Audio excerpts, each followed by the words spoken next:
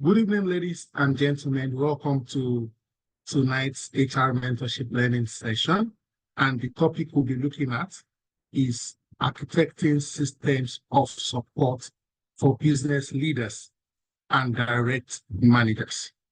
Architecting systems of support for business leaders and direct managers. And this is the outline we'll be covering: introduction, definition of support systems.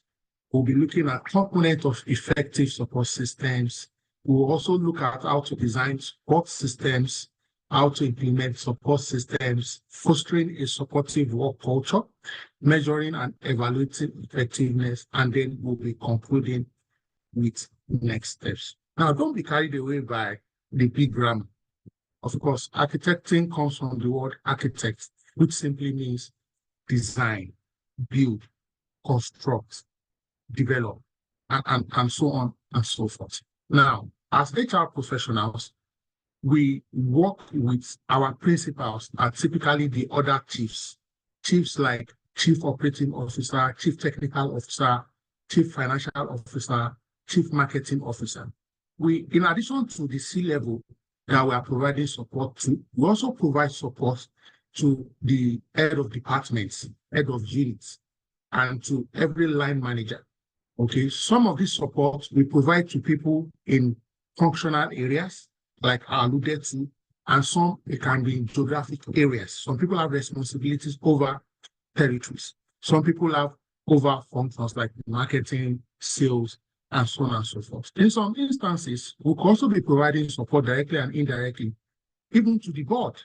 Okay, and sometimes some of our support may include to the regulator or to people who need input from us to render accountability and stewardship to the board.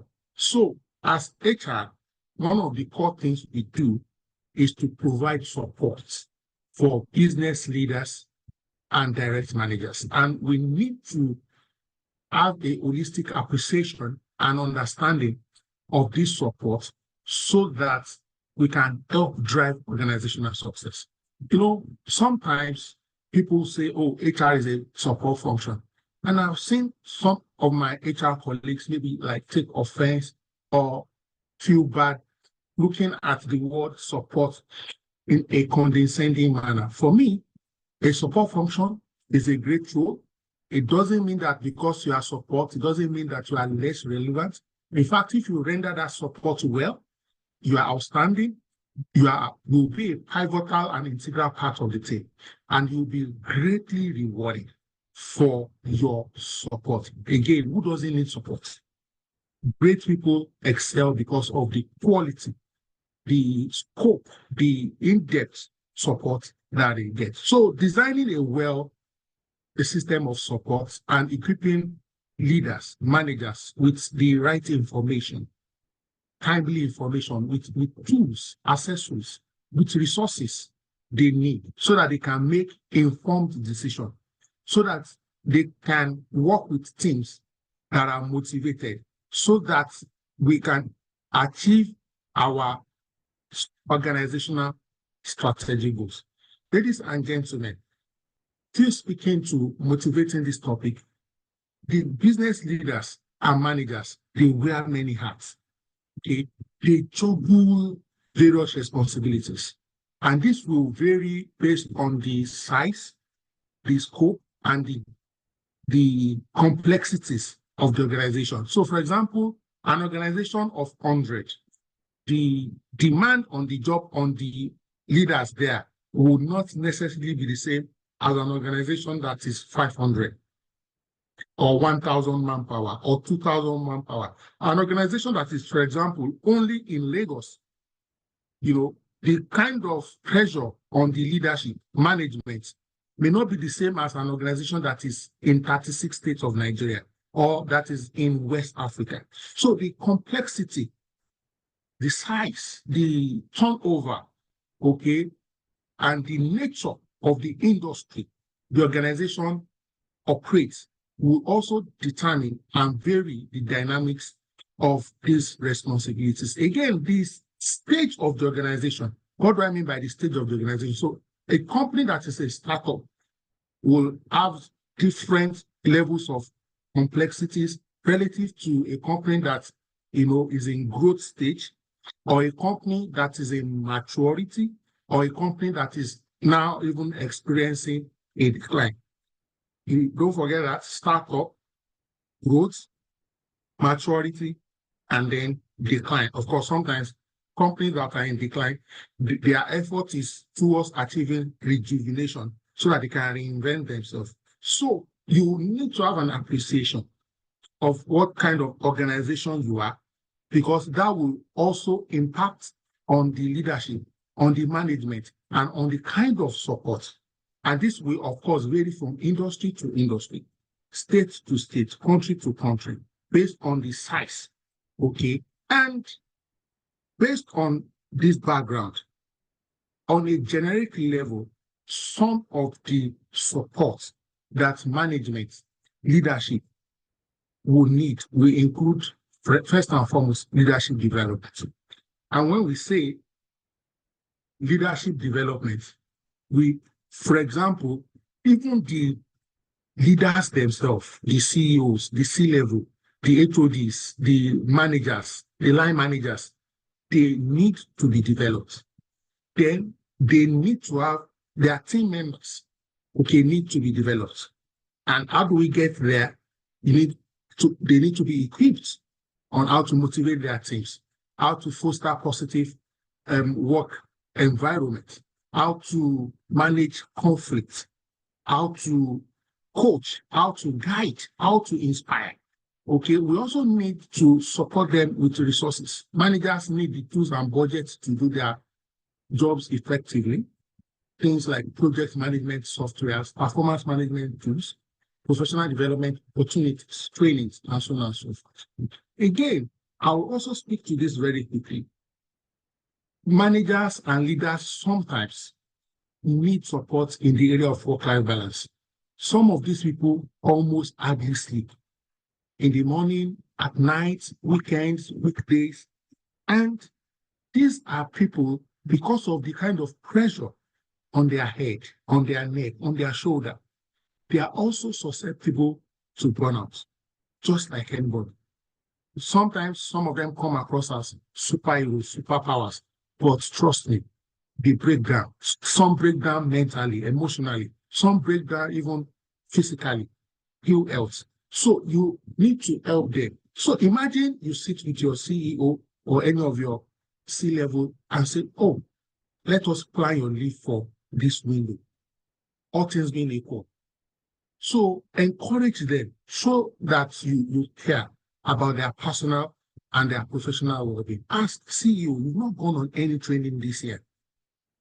Based on your training needs or based on your aspirations, based on your program, what trainings do you need to do? Some of them come across as being very selfless, and you hear them saying, no, let others go first, let the other people go. I get that. But, if they develop, it will transfer to how effective they will be. Now, what's a support system? Okay, a support system encompasses the structures, the process, and the resources. So 3 keywords here: structures, processes, and resources. They put in place to assist business leaders and managers in performing their roles effectively, driving success, overcoming challenges, and achieving their goals. Don't forget that all organizations have goals. We have visions, we have aspirations, we have targets. It can be financial, it can be revenue, it can be profitability, okay? It can be market share. It doesn't also matter whether it is a for-profit organization or a non-profit organization, but there are deliverables. The deliverables may be as communicated by the board. The deliverables may even be as communicated by the regulators in some instances, or by the society, and so on and so forth. So we need to put in place structures, processes, and resources. Now, what is the role of support systems? Understanding the role will also help us see how valuable support is. First and foremost, a good support system provides a safety net for decision. I remember back in the day, someone was telling me about a particular country in the West that the job of their president is to pick between 2-3 good decisions. Why? The bureaucracy of the government infrastructure, and when we say government infrastructure in that country, we mean the civil service, okay? They will have gone through back and forth, they will have gone through options, they will have gone through the pros, the cons, and then they will come up with the best 2-3 alternatives. In other words, if the president does the mini, and makes a choice, it will still be a good choice. Because, so to speak, choices that are suboptimal will not even get to his table for consideration. This is what a support system does. A support system provides a safety net for decisions. You've done all the facts checking, you've done all the data crunching, you've done all the analysis, and you've articulated the insights. So you say, oh, if we go for option A, these are the benefits and the constraints. This is how to mitigate the constraints. So ditto for option B and option C. A robust support system also provides a source of guidance. And the truth is, we all need guidance. We need guidance from above, we need guidance from the side, and we need guidance from the low. Yes, some C-level executives may come across as arrogant or as know-it-all, but they still need your input. They may not necessarily acknowledge that they were guided by your input or your submission.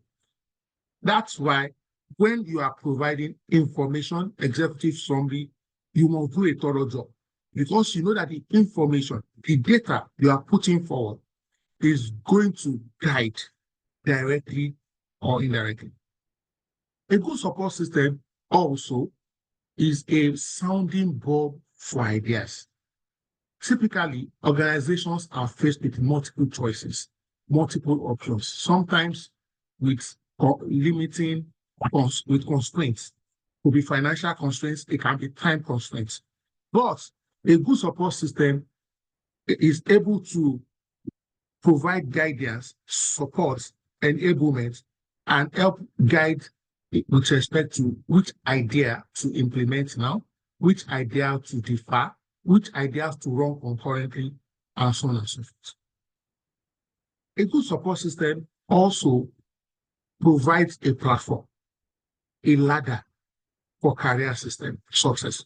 If you know any leader, okay, any manager who has succeeded, in addition to all their hard work, efforts, and grit, they most likely are the support system.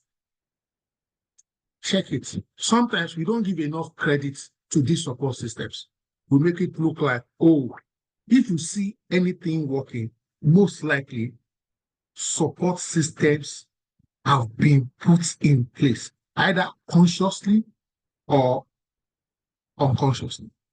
Why are we having this webinar tonight? So that we can be deliberate in providing these support systems for our business leaders in our organization. So support systems help in achieving effective decision making. Okay, it helps in improving performance, organizational performance, departmental performance, team performance, individual performance. Robust support systems help in boosting talent development and retention. It helps, okay, to enhance communication, collaboration, teamwork, okay? It also helps the organization with respect to adaptability, flexibility, maneuverability. Things change. The society is dynamic. The economy is dynamic. The consumer behavior and preferences is dynamic. An organization with a robust support system will be able to adapt, will be malleable. And, as things are changing, they are like 1 or 2 steps ahead of the curve. The organization will not become stranded. An organization with a good support system will also be able to drive employee engagement and satisfaction, which is very, very key. So support systems are used to drive employee engagement and performance by addressing the needs, concerns, and aspirations of both the business leaders, managers, and of course, the organization. So, ladies and gentlemen, how do you design an effective support system? Quickly, first and foremost, you need to assess the organizational needs and identify the gaps. We also need to identify the needs of the business leaders. Okay, each individuals have peculiar strengths and weaknesses.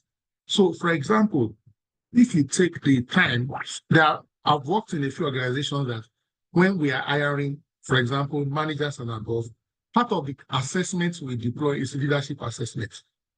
We want to understand your leadership styles. We want to understand your persona, your profile, so that we'll be able to determine your strengths and your weaknesses. And then we'll be able to provide support in the areas where you are weak. Of course, this also helps, for example, when you are bringing additional team members to such a team or a leader or a manager.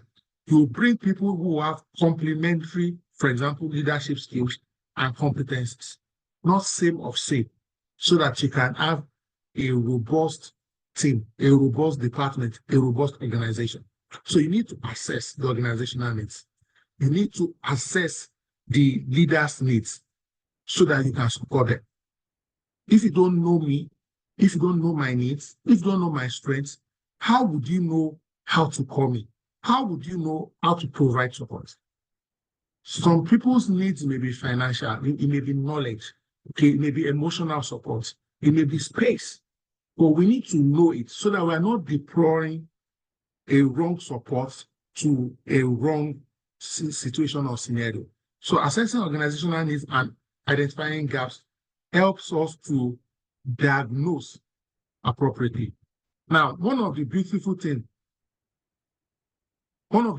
things, for example, from medicine, the field of medicine, which is also very applicable to human resource management, is that any day, anytime, when a patient approaches a doctor, they try to diagnose. They'll ask you questions, they'll check your vitals, they'll probably, depending on the symptoms you are presenting and the complaints you bring forward, they tell you to go to the lab. Again, almost everything in HR starts from assessment, gap analysis, so that we are not beating around the bush. Next is to define goals and objectives, then develop a framework for designing the support systems. Then you need to select appropriate tools, technologies, and resources. Then you need to customize support systems to meet the diverse needs. Now, let's look at some of these things in a little more detail. For supporting systems to be effective, they must be aligned with the goals, organization, objectives, and values of the organization.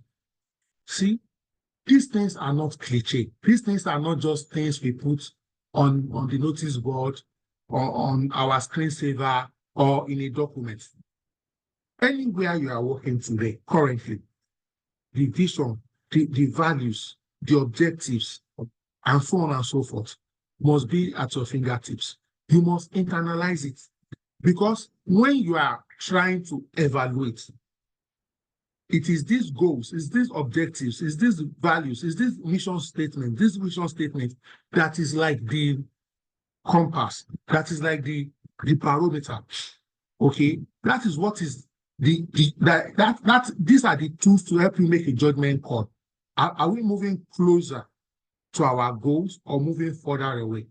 Are we getting enablement to achieve our objective, or we are getting inhibition?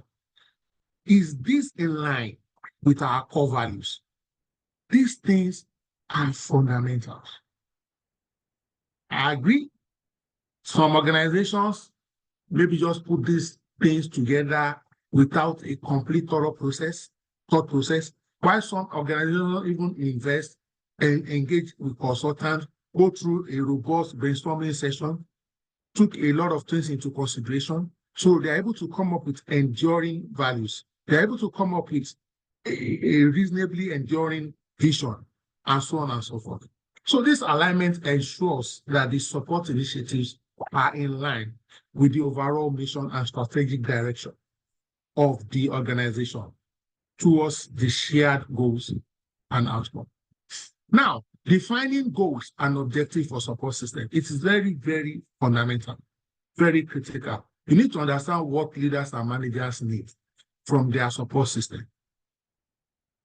And this is the first step towards creating a tailored and effective system that meets their needs. In quite a number of instances where I have had to mediate or where I've had to provide counsel and so on and so forth, I see that there's a lacuna, a gap. What the management is saying is not what HR is hearing. Sometimes it may be a communication challenge. It may be that the leadership or the business leaders are not able to articulate clearly, succinctly, their thoughts into words so that HR can grasp it. Sometimes, however, they are communicating clearly. It is HR that is not interpreting it appropriately. But we must work from both sides of the divide so that what we are communicating is crystal clear. Because once there is misinterpretation, the support or the solution will be inappropriate. And you will be shocked as to how many colleagues of ours today are working hard, diligently, but because the communication was not clear from the sender, or because they did not interpret it appropriately, they are laboring in the wrong direction. And there's nothing as painful as doing all the work and not getting the right outcome. So you need to assess the current support system. Let me say this clearly, loud and clear. Ladies and gentlemen, in every organization, there is a system. Whether the system is now effective, whether it is adequate, whether it's sufficient, whether it's the right system, that is another story for another day. On the lighter note, I remember I used to, back in the days, way back, there was a particular organization, I won't mention the name, that I used to work. And people used to say that that particular organization does not have a structure. Meanwhile, this organization was large, massive number of employees, massive revenues, massive everything. And I called a few of them together when they were putting forward this argument that so place, they don't have structure. And I said, there is nothing like a structureless organization. And I explained that what they called a lack of structure was the structure that the owner of this business puts this thing in place, this mechanism, this system to make it look like there's no structure. It now dawned on them that it was actually a structure. So, and I said, what you should be saying is that, oh, maybe this structure is not a sustainable structure, or this structure is not in line with best practice, or this structure is not your preferred structure. I just made a powerful point now, and I hope you can get it. Because the moment you assume that there's no structure, you are not going to diagnose appropriately. So there is already a support system in place. The question is the support system the right system? Is it the right type of support? It could be a dysfunctional support system. It can be an inadequate support system. It can be a suboptimal support system. But you need to recognize that there is one in place already. And directly or indirectly, you as the HR or your department as HR, you are part of the existing support system. It doesn't matter who created it, it doesn't matter who shaped it, it doesn't matter who framed it. Of course, one of the reasons why we're having this system today, so that you can be intentional in shaping the support system to make it agile, to make it nimble, and to make it relevant and appropriate. So you need to evaluate so that you can identify the areas of improvement, areas for optimization, so that you can identify gaps, so that you can enhance and implement ecosystem strategies. There are some support systems is short-term in orientation. Some support systems may be mid-term in orientation.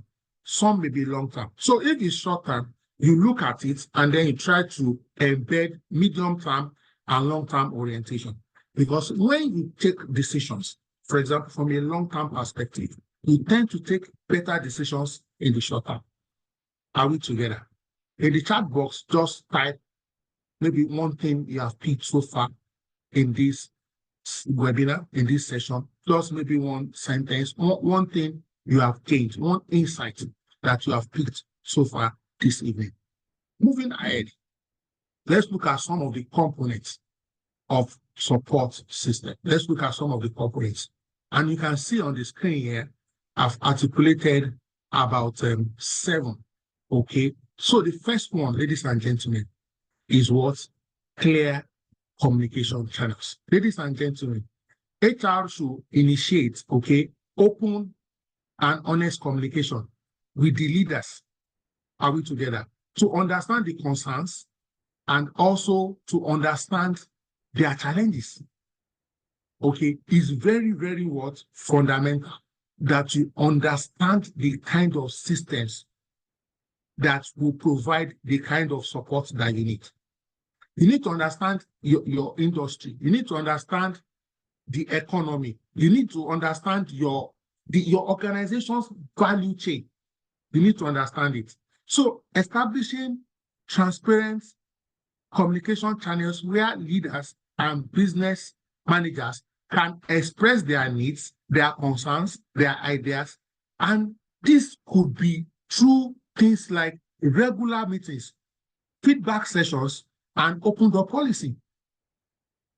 Just yesterday, I was telling a group of professional colleagues that the things we see as ritual, things like Monday meetings or weekly meetings, so that weekly meeting you see is a support system or is a component of the support system. Most people, when they do that Monday meeting or that weekly meeting, what is the organization trying to do? They are trying to like catch up on projects and deliverables for the last week and then try to project into the deliverables and projects for this week. They are trying to identify what were the success factors, what were the challenges, how can we minimize the challenges, and how can we fast track the successes and the progress for this week. Communication channel. So meetings, one-on-one sessions, sometimes open door means there are times where something happens and either party needs to reach out just to get clarity. Next, I want to speak on training and development. I already alluded to this in my opening sentence, in my opening remarks and comments.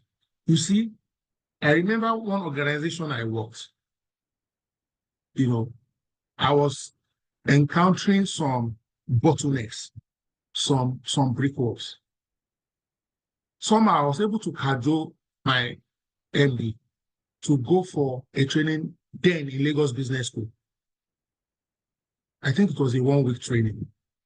When my boss returned from that training, you won't believe it. The things that I used to chase my boss that let us do this, let us do this, let us do that. Guess who was chasing who? My MD was now chasing me. The table flipped. So for you, I don't know, maybe it's Harvard Business School. Maybe it's inside. Look for quality trainings, development programs for your leaders. You see, if you know better, you will do better. I know that there may be certain leaders or managers who may be myopic or who may be malicious, but the average person is operating based on the knowledge at their disposal. So the better you are in terms of knowledge, in terms of content, the more you'll be able to deliver. For example, I'm a living testimony. Because of these engagements we do consistently, this webinar series, and because I'm the host, I have to listen, I have to pay attention. Sometimes I have to back up for the speaker like I'm doing tonight. It forces me to be on the frontier of knowledge. There's no organizational challenge that will come my way. I will always have strategies, insights at my fingertip to address and provide solutions. One thing you must do intentionally is to ensure that you develop your leaders. External trainings, internal trainings, for those of them that are open to reading. As an organization, you can even buy books for them. Books like From Good to Great. Books like, for example, all these Jack Welch books. Okay? It does something to your psyche. You are forced to internalize the knowledge and change. I agree, you may learn 10 things and implement 2 things. I agree. And that is why sometimes this knowledge must be reinforced. I worked somewhere where we made our CEO go for training in LBS once in a quarter. We saw a lot of traction. So for your C-suite, for your managers, internally and externally, based on your budget, please develop them. Don't let your leaders run your organization in 2024 with 1983 knowledge. Please, the onus lies on you. So providing ongoing training, okay, is very, very critical. Very critical. The trainings can be virtual, it can be physical, it can even be a YouTube link to a webinar. And some of these trainings are actually free if you can just search. Some are like podcasts. Some are 10 minutes, 15 minutes. Okay. Then mentorship and coaching. You know, I was telling a friend just recently how a particular organization, for their CEO, they hired 3 coaches. One coach was for performance management. Another coach was on etiquette. Another coach was now on personal effectiveness. One CEO, 3 coaches. When you see some people that are operating at certain peak levels, it is not coincidence. It's not by chance. It's investment. Some even send their staff, okay, their senior level, on coaching courses so that they can now coach one another and coach other team members. See, coaching and mentoring provides valuable insights and offer advice to navigating challenges. There are some mentoring programs that you are in a, you are with your colleagues. When I say colleagues, so maybe you are CEO, you are talking to like CEOs of other organizations within the industry. So take advantage of, for example, platforms like NETA, Nigerian Employment Consultative Association. They run programs that bring people who are in a similar space together, where you can rub minds, where you can interact, where you can engage. Sometimes when you listen to what a fellow HR is going through, suddenly your problem looks like child's play. You receive strength, capacity. You are encouraged. You are like, is this what I'm battling with that I want to give up? Look at what this other person is battling with and is still manifesting strength like this. Mentorship and coaching. Okay, a robust and effective performance management system. Very, very crucial. Leaders and managers should set clear expectations and provide feedback. And HR helps. HR is poised, is positioned to do this. Thank you so much, Ali Ibrahim. I see your message. So, you see, like I was telling some colleagues just yesterday, that all these are our weekly meetings, monthly meetings, fortnight meetings, they are actually performance management meetings. In fact, every interaction between a line manager and a subordinate is a performance encounter. And we must be conscious of that our KPIs, KRAs, that they are crystal clear. And we must help to track. Okay? Provision of resources for managers and leaders to support their teams. It's not just status, right? Very important. But some leaders, you may need to provide them with tools, gadgets, and help them link them. So that, for example, imagine from your smartwatch, you can read your messages. What would that do? Your response time to questions, inquiries, emails will be faster. Again, we can't overemphasize this. part of support system is emotional support.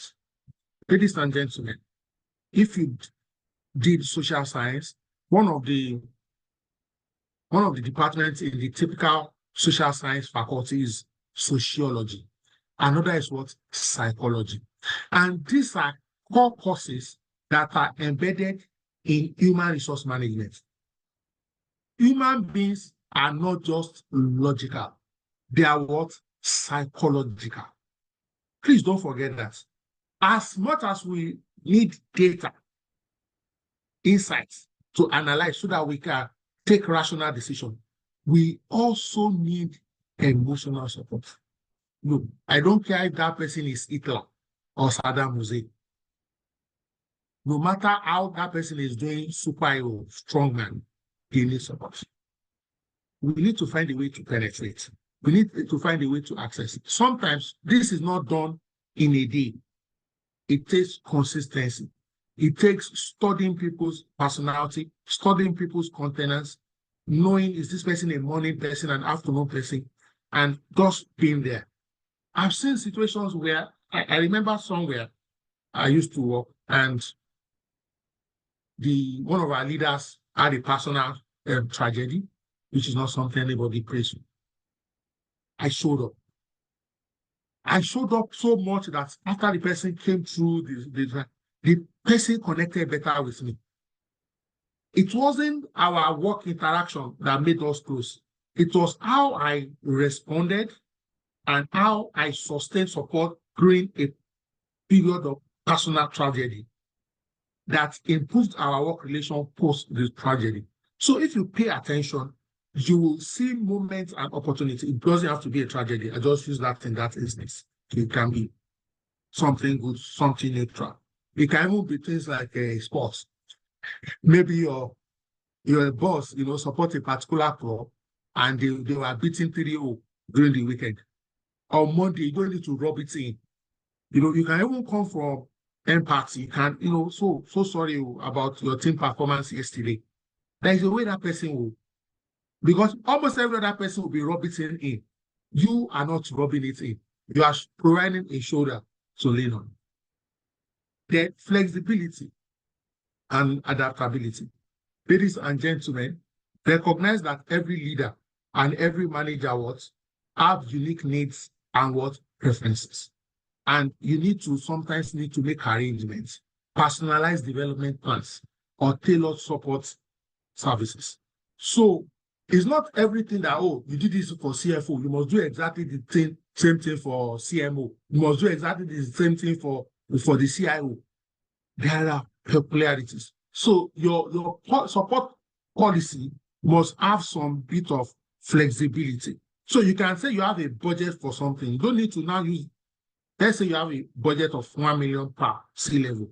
What C-level CFO will use it for may be different from what the other C-suite person will need it for. So that you don't say, one size fits all.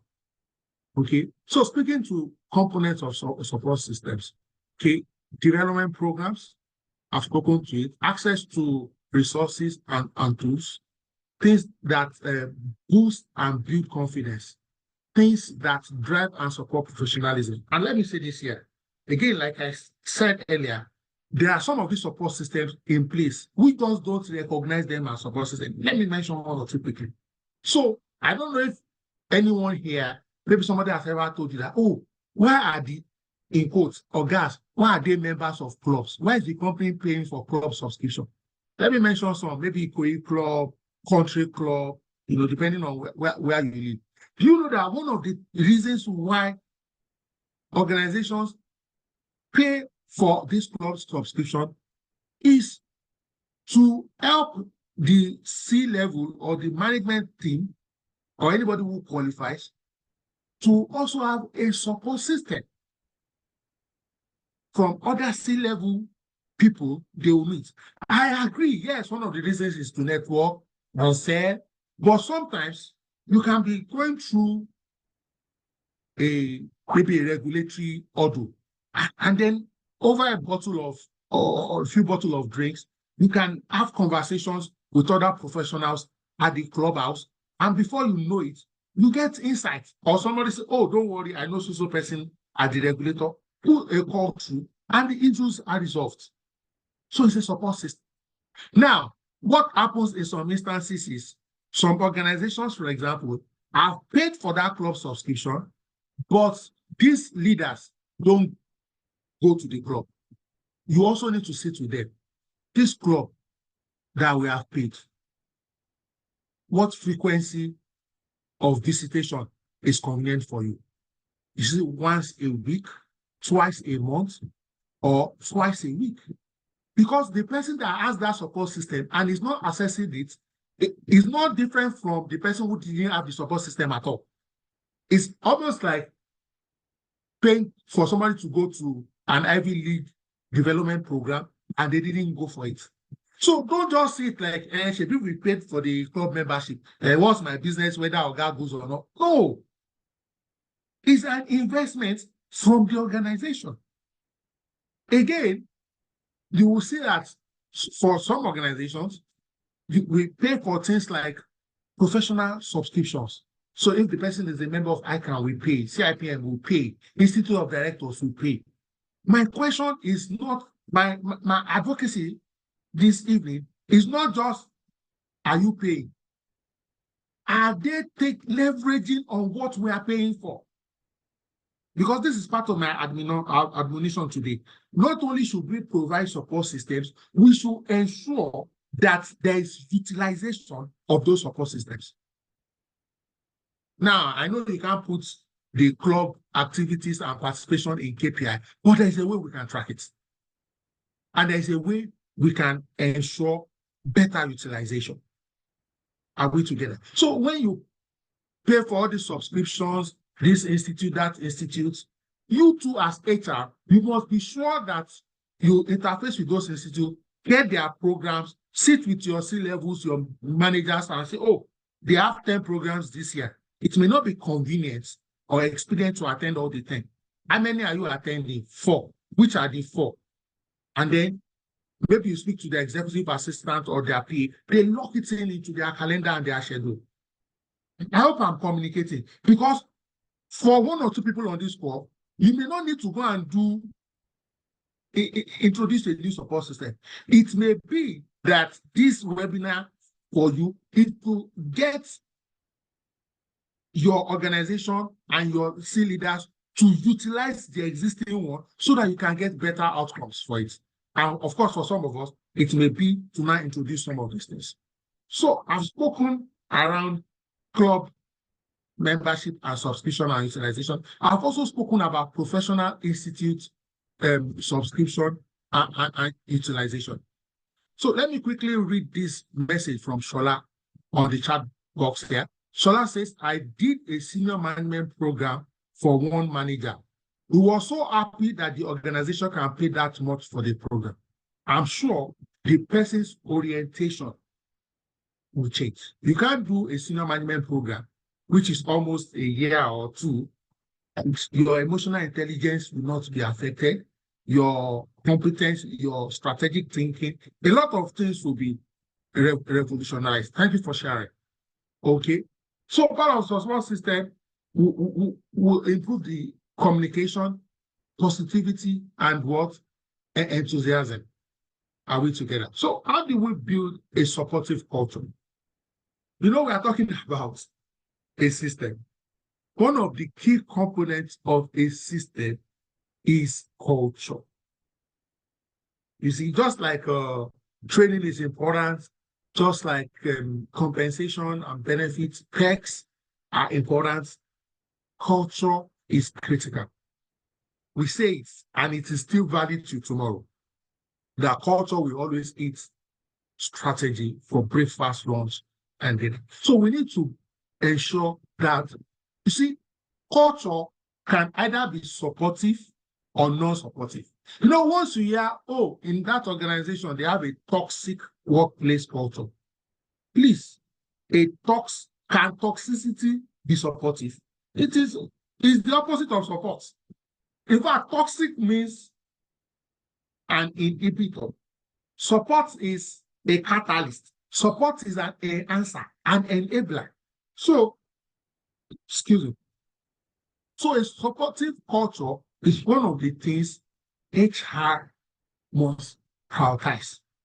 And for those of us who already have a supportive culture, we must see how we are going to even deepen that supportive culture, how we are going to sustain that supportive structure. These are some of the things that drive supportive structure on the general. Transparent communication. Foster open communication channels, like I mentioned earlier. Always serve from time to time things like all these surveys, and share the report of the survey. Communicate it. The ones you are doing something about, say it. The ones you can't take action on, say it and say why. So that let people know that they spoke and they were heard, not that they were ignored. Of course, there may be 10 suggestions, we may not be able to do all the 10. If you can do 4, we'll do 4 and say this one Q1, that one Q2, Q. This one we can't do it. It's a good idea, but we don't have the fund. Maybe in 2030, if we are all here, we'll look at it. Recognition and appreciation. Implement reward systems, acknowledgement in meetings or other forms of reward to show appreciation for their contribution.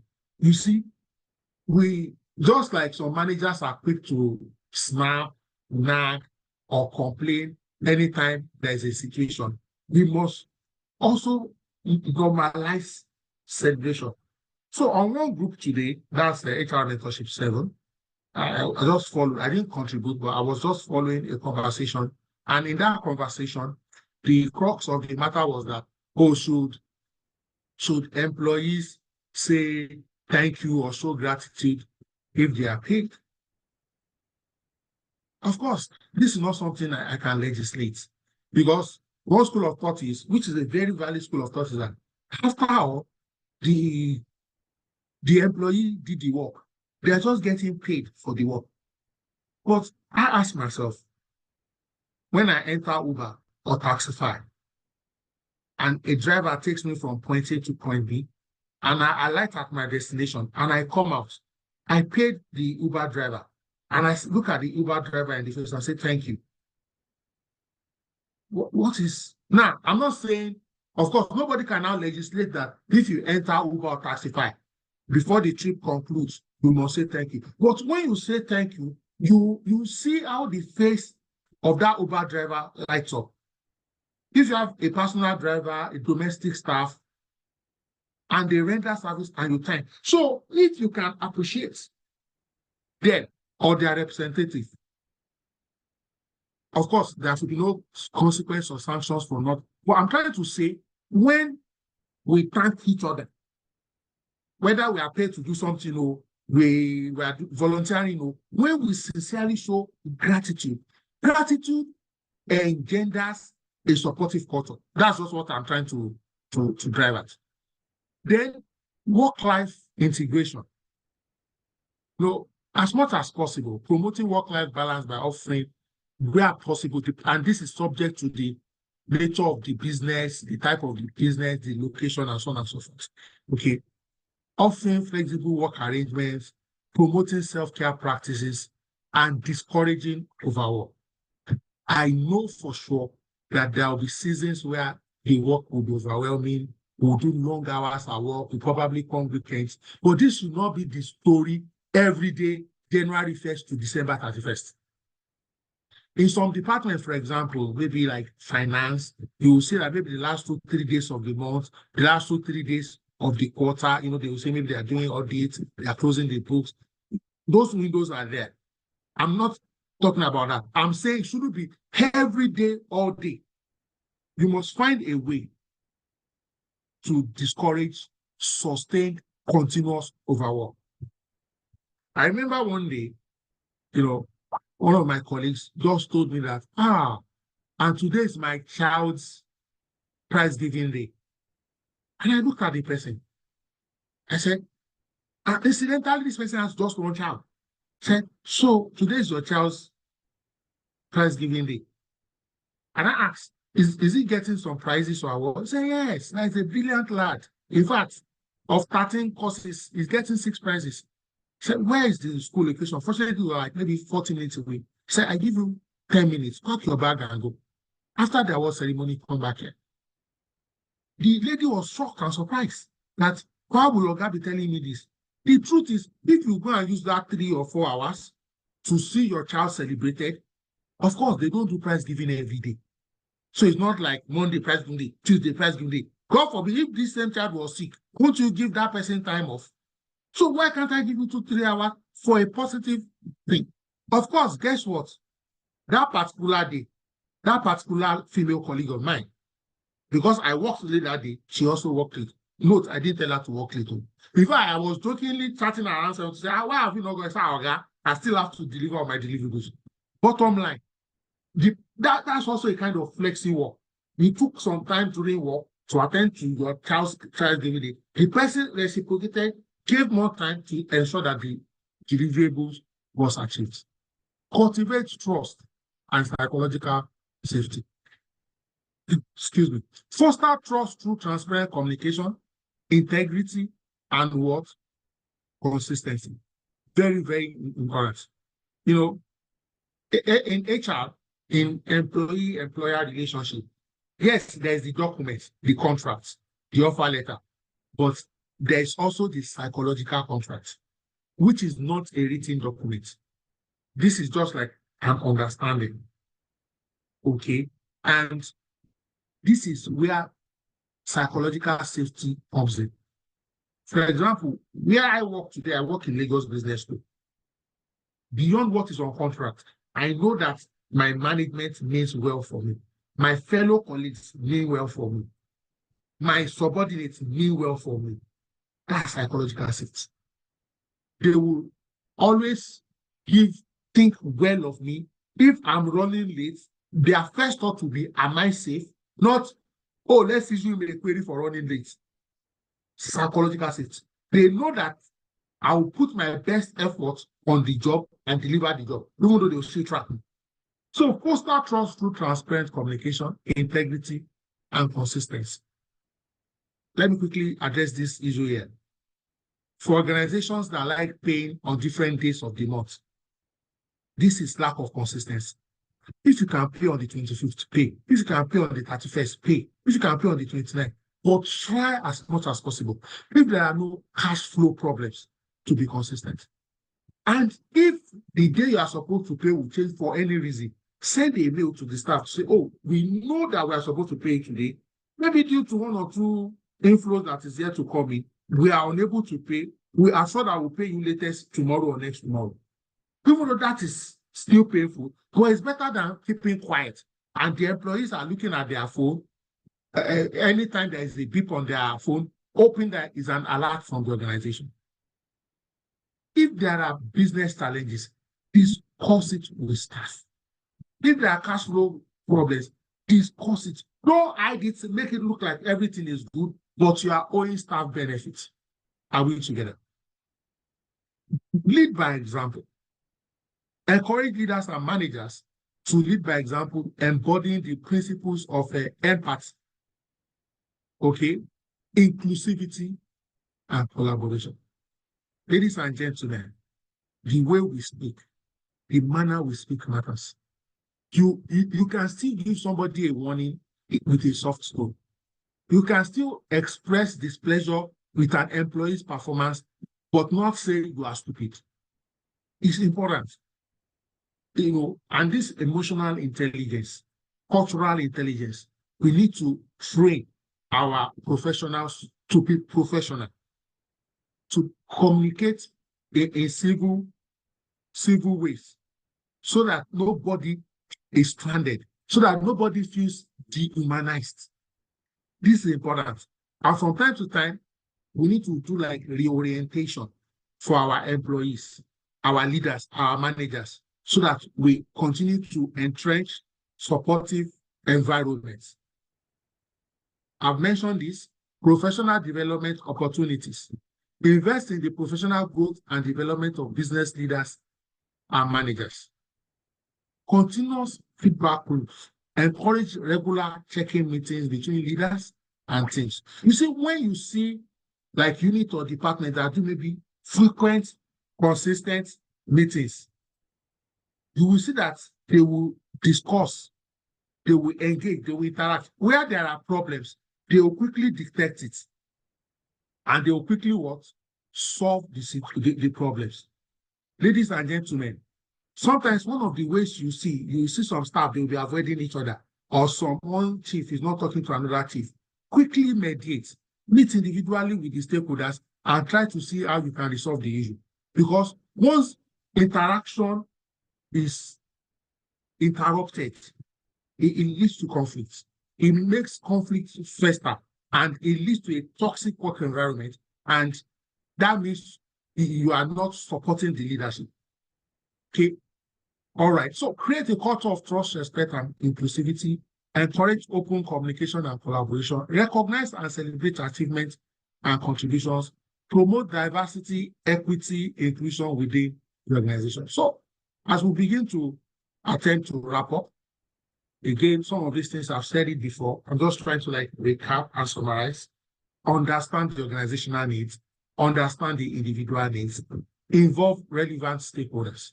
Okay, offer ongoing feedback and coaching. Tailor support to individual needs, like customize. Okay, don't treat everybody the same way. Provide comprehensive training, utilize technology and resources, promote collaboration and knowledge sharing. Now, I intentionally included this in this conversation. Okay, what can HR do to provide support? Okay, so let's look at a few things. HR can support through what? A variety of methods and initiatives. First and foremost, okay, and this is in no particular order, clear policies and procedures. A policy means a document that is signed and approved. So you can't tell me you have a policy when it's not signed and approved. Once you help the organization put policies and procedures in place, you are already providing support. So those documentation are part of the what? Support process and systems. HR can develop and communicate clear policies and procedures for talent acquisition, performance management, employee development, and other key areas to guide leaders and employees, so that the policies become our benchmark. It's not what Oga thinks. It's more not what Oluyemi thinks or what Felix thinks or what Cynthia thinks. Training and development, okay. Compensation and benefits, very important, okay. You make sure they are well remunerated and especially relative to their industry. You can also provide employee assistance programs, okay. Resources and support for employees facing personal or work-related challenges such as counseling, wellness program, and so on and so forth. Performance management systems. Again, legal compliance resources. Sometimes some of our bosses at work, they've made the wrong call. That is clearly against the labor law. When you know those kind of things, please wait there. Take the documents, the labor law, and show them in black and white. So it doesn't look like this Oluyemi that say, sir, I've worked in places where I had to involve my legal department to convince the MD on something. So sometimes you may need to form a coalition, especially when you are sure. So this is not a preference thing. This is legal compliance. Because you don't want a situation where a staff or an ex-staff will take your organization to court, they run you through a litigation process, and you now become company A versus, and you now become a textbook material. That already somewhat demarcates your organization. So it can provide guidance and resources to help leaders understand and comply with relevant labor laws and regulations, and generally international best practices. Okay, HR can also help with communication and change management plans. Many times, the MD, the board, the leadership, they are trying to drive the organization in a new direction or in a particular direction. Sometimes there are difficulties, challenges. We don't like change as human beings. Help the management and the employees navigate. Today, or in this window right now, we have fuel scarcity. What have you done to support both the management and the employees? For example, have you relaxed maybe your resumption time by 30 minutes or 1 hour? Or your closing time, have you modified it by 30 minutes or 1 hour? Have you, for example, tried to get your team members who live in the same axis to carpool instead of different people driving 2, 3 people driving from the same axis. They can rotate it. Have you tried staff bus? What are you trying to do to help? Now, one more thing I'll speak to on this page, very important, and a critical way for HR to help business leaders is succession planning. HR can work with leaders to identify high potential employees, develop succession plans, and implement talent management initiatives to ensure a pipeline of skilled leaders and key talent for the future. You see, increasingly, one of the concerns business leaders have is if social employee leaves, will you be able to survive? So part of your support as HR for the organization is business continuity. You need to do like a scenario planning, scenario analysis. What if the CFO goes to Canada? What if the head of engineering goes to Ontario? What if then bench strength, develop capability? So things like job rotation, okay? Things like job shadowing. Why? You are trying to ensure you have an effective succession planning in place. Things like knowledge management, so that when you do ensure things like documents like standard operating procedures, method statements, what are you trying to do? Any knowledge or information that only one man or one woman, one employee has, then you document it. Solve the key man risk issues in your department, in your organization. By so doing, you are what? Providing support for your business leaders. Okay? Now, there's this question that we've had in many webinars. And this question is, as HR, we are trying to do something. Is the management that is not supporting us, or it is management that is not cooperative? I know that question will come tonight, but I've already answered it. And the question is, okay, I'm trying to architect a support system for my business leaders. It is my business leaders that are now saying no, that the one frustrated. I have a few suggestions for you. Again, open communication. Look, you need to understand the best time to approach this people. Is it in the morning? Is it in the afternoon? Is it in the evening? Or is it to even hang out? Say, MD, let me buy a drink this weekend or one weekend. You may be surprised that over 1 or 2 bottles of drink, the MD will open up to you, or this C-level will open up to you. You will now understand that it is not your idea they are resisting. It is something else. You will now be able to understand their fears, their concerns. Then you even ask them that, okay, if A cannot work? Again, I'm not fixated about a method. I'm fixated about the outcome. What can work? The MD can now tell you, try B or C, or take this part of A, merge it with this part of B, and integrate it with this part of C. This can only happen with open and honest communication. Are we together? Build relationships. Look, by the grace of God, I've had access to certain important people within the HR space and in the industry. But we have built relationships. There's almost hardly anybody today we cannot bring to, give us a webinar on HR mentorship. How and why? Relationship. Some will say, Uyemi is not convenient.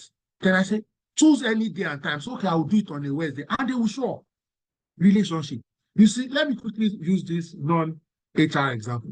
Do you realize that when we give, we don't give to needs, we give to relationship?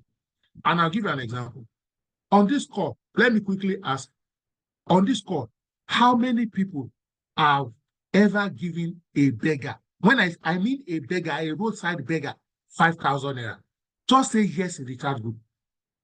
That maybe you are driving to work and you saw a beggar. You know those people begging for alms. Maybe you even know this beggar. This beggar is permanently on the road every blessed day. That you put your hand in your pocket and you removed 5,000 naira and you say, this beggar is in need. Take 5,000 naira. Let me ask another question. How many people on this call have given the child of maybe a friend or a colleague that is richer than you 10,000 naira before? Just say hi or something in the chat group. If you have given the child of somebody that is richer, so this person has more money than you, So if there is a need, it is even you that has the need. But you gave, now why did you do that? You gave that person, and I can see people have responded now. People give to relationship, not to need. Now, the insight here is, you just don't go and meet MD and say, we need to do this for the staff. The staff need it. If you build relationship with the MD, there will be things that will be a stretch for the organization. But because of the relationship, the MD will consider and say, okay, you can have it. And when I say you can have it, I mean you can have it for the entire staff. So anywhere you are working today, try and enhance the relationship. Try and deepen the relationship. And it can be anything. Let me mention some random things. And this is just an example. I'm not saying you should do it. I saw somebody build a relationship by going to worship in the church of his MD once or twice for special program. I've seen somebody build a relationship by deciding to like the club of a C-level executive. I've seen somebody build a relationship by, maybe every Friday, some of the C-levels used to hang out somewhere at the bar and used to join them. Guess what? They even pay for it. But guess what? After going for like 3-4 Fridays to hang out with the boys, his approval started coming out faster. In short, when the approvals have issue, instead of the thing just hanging, they will call him on the phone and say, look, there's a clerical error on your invoice. Adjust this, adjust that, bring it, and they will solve it. Now, I don't know your peculiar situation, but the onus lies on you to decode how to build a relationship. And there's hardly any relationship you cannot build. Please, study the person. What do they like? There'll be something that they like that you can indulge them. That will not be a compromise on your faith or on your values. So somebody can say, no, I can't follow somebody to his church, so I'm not a Christian. Okay. Or somebody can say, oh, I can't go to the bar with them, oh, I am not a club person. There will be something that you can do, and those set of people enjoy, that will be mutually beneficial and will build the relationship. Excuse me. Again, I like to reiterate the need to provide educational resources. When you do this, when you share case studies, research findings, success stories from other organizations, competition, slowly but surely, it will impact on their mindset, on their global outlook, and they will begin to see light with your brilliant suggestion. Again, don't do this with the intent that they will change instantaneously. Some people, you may need to do it over 1 year, over 2 years, and you begin to see quantum mindset orientation.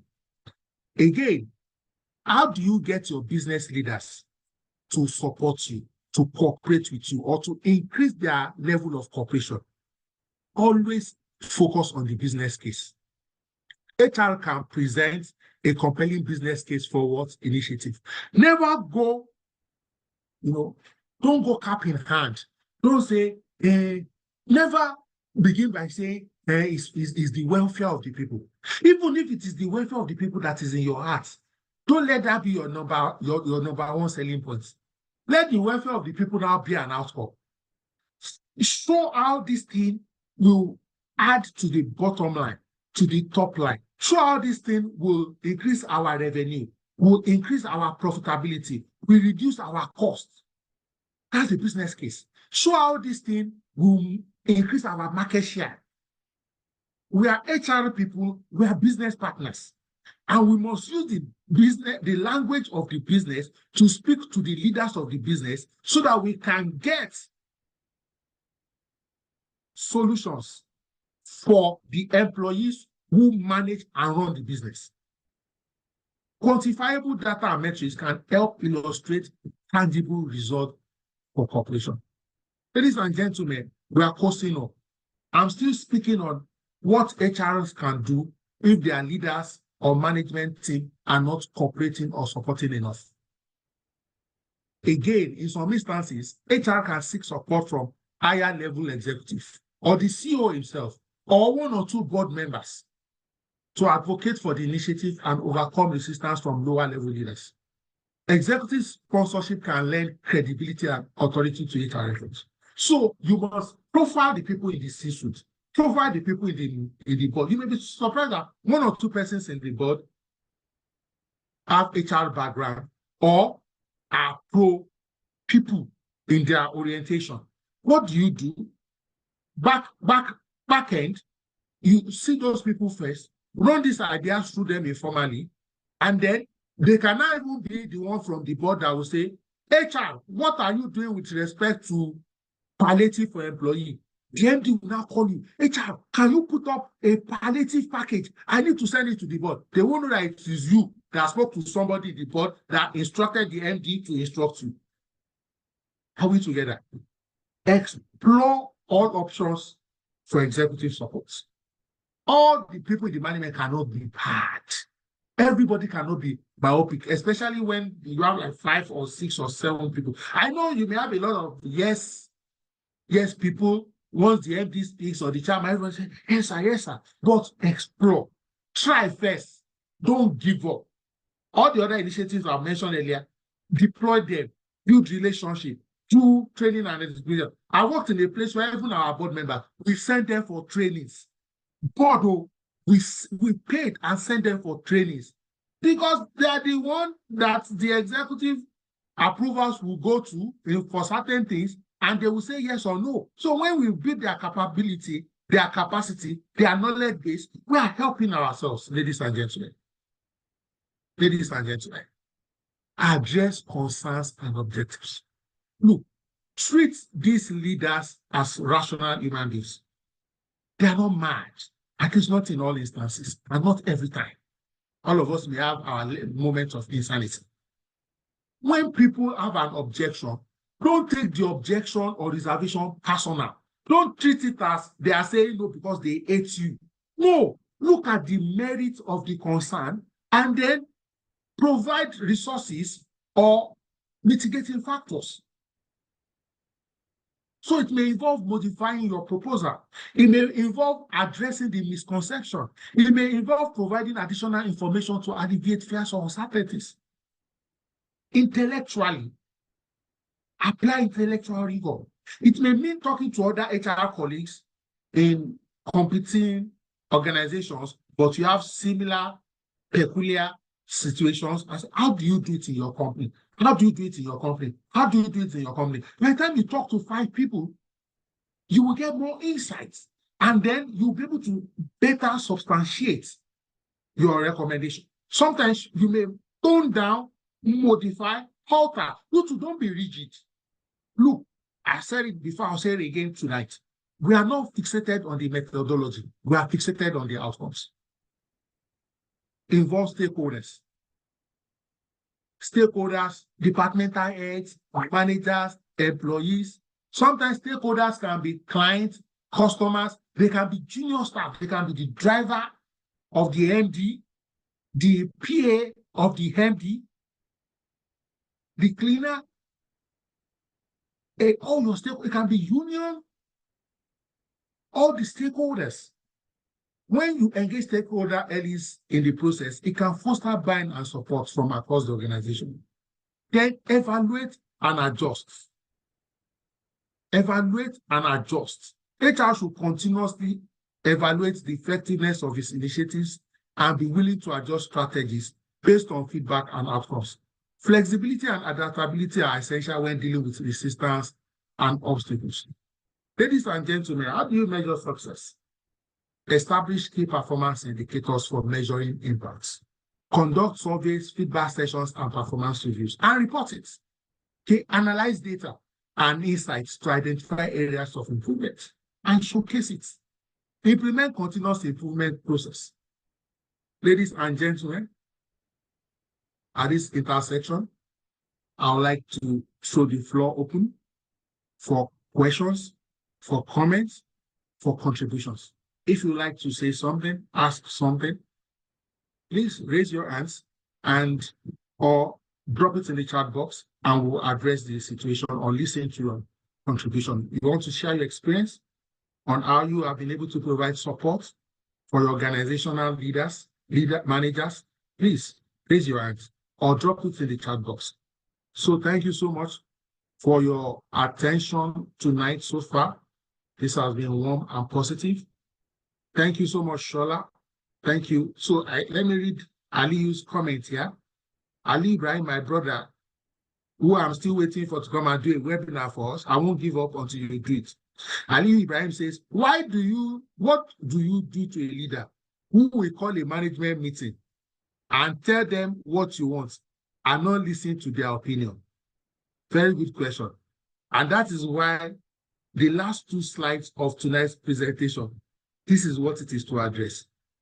Build relationship. Go and meet him at some other times when he's in a positive framework mood and say, Oga, when you call meeting, you talk to us. You don't let us talk to you. Oga, in feedback, there is a sender, there is a communication medium, and then there is a receiver, and then there is feedback. Show him, beg him and say, Oga, please, the next meeting, let us do it this way. Don't just share the information you want to put across and then dismiss the meeting. Even if you don't want to do what we will tell you, but just allow us hear our thoughts. It will make our colleagues feel more valuable. If they feel more valuable, they will work harder. It will help enhance the culture of positivity. Are we together? Try it. I'm not saying it will work instantaneously. Try it. Apart from DMD, who is the DMD? Who is the CFO? Which other senior person has the hairs of the work with them and collaborate? Or try it in the meeting and say, MD, please, before we dismiss the meeting, some of our colleagues here have something to say, please. Respectfully, sir. Respectfully. Okay? Thank you so much, Nkechi, for your kind words. Rose, I thank you. Olori Adeat, I thank you so much. Thank you so much, iPhone. I don't know your name, but I know your device.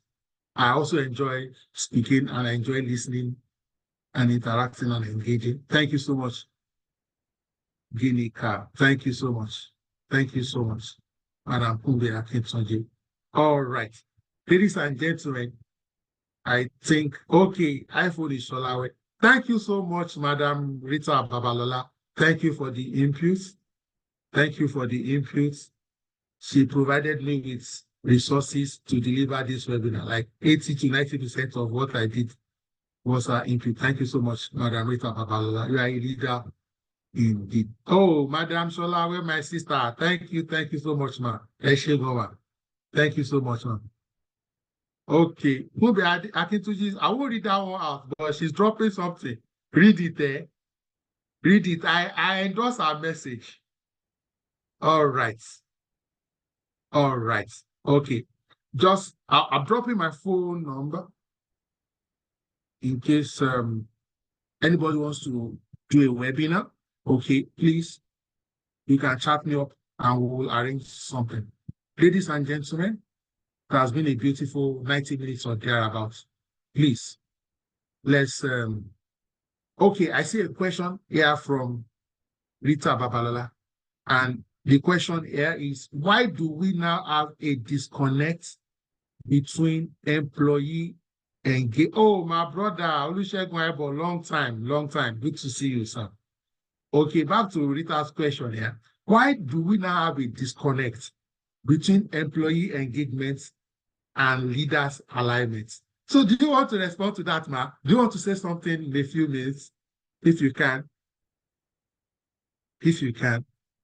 The organizational space, the workspace is a, what's the word now? Is a continuum. And we are always trying to attain equilibrium. Okay. And there are many moving parts.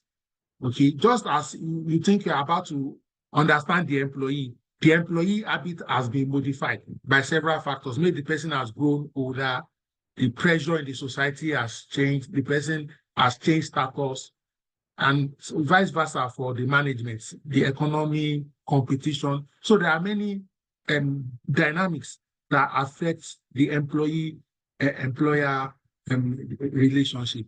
And HR is in that pivotal mediating role, trying to strike that delicate balance part time between employee engagement and leaders' alignment. Again, we must show the leaders that employee engagement, the aim is for business development, is for business growth. We must always show. So we're not doing TGIF for doing TGIF's sake. We are, for example, showing how TGIF will foster teamwork, collaboration, and so on. So imagine, so let's do this party. If we hit this milestone in our revenue, then we hit the milestone, then we do the party. Okay. And we are flexible. It's not, we also need to consciously look for the alignments. So there may be a misalignment in 3 areas, but there may be alignment in 7. So we are not overtly fixated on the 3 misalignments. Let's also celebrate the 7 alignments. It's just the way the world is wired. You know, for example, if you follow news CNN, it's almost like almost everything they are saying is bad news. So a plane crashes here, a plane crashed today, but 322 planes landed safely. So there's a lot of alignments, really, but we'll keep working. If there's no misalignment, let me just wrap up by saying, we HR people who have work, they won't need us. So part of the reason why we have work is this misalignment that we are always continuing to resolve and fix. Okay. All right. Okay, good. My brother Lassis Balogun says, what can you do to build relationship with your boss? And my brother Ali Ibrahim responded that you can start with a skip level meeting, you know, lunch, breakfast, or one-on-one in their office. You can, you know, sometimes we underestimate gifts. Imagine, maybe you know your boss has a daughter in secondary school, and you buy a novel or something. So I saw this, I was at the bookshop and I saw this 500 book. It's for your daughter. Those tiny things open doors in magnificent ways. Just be creative. Just be creative. Okay. Mrs. Awe says here to build a relationship with your boss, first you need to study him. Absolutely.